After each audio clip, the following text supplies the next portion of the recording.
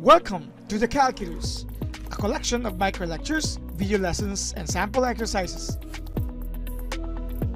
Let's show the basic antiderivative of a polynomial function.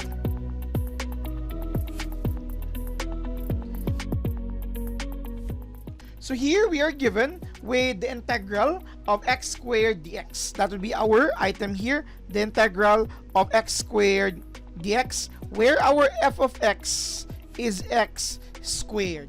Since this is a polynomial function where the exponent is not equal to -1, then we can use here the power rule for anti-differentiation. The power rule tells us that if we have here the integral of x to the power of n dx, or with respect to x, as long as our n is not equal to -1, we will get here a result which is x to the power of n plus 1 all over the same exponent plus arbitrary constant c.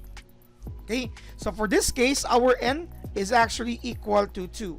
So with that, the integral of x squared with respect to dx is equivalent to, okay, this form here, no longer having the integral symbol. You have here x, your n is 2 plus 1 over 2 plus 1.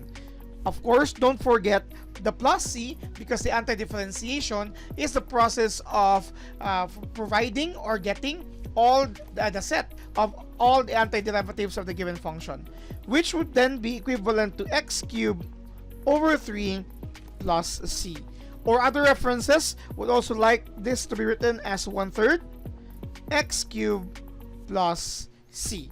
This is the result for this given item. Before we end, what if we also have another function here? Let's say t to the power of 8, but with respect to t. Take note that here, this with respect to t in our given function is also at t. That would mean our f of t is t to the power of 8. And since we have the same variable, we can now use the power rule as indicated here.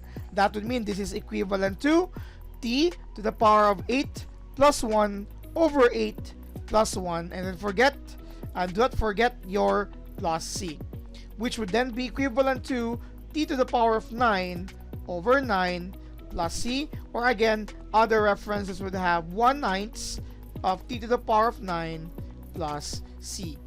Now, to make sure that your answer is correct, try to solve the derivative of this given function together with this, and if it would result to the original function, or this case, if this would result to the given function here, or this case here, that means your answer is correct. Thank you very much for watching. So what are you waiting for? Subscribe now.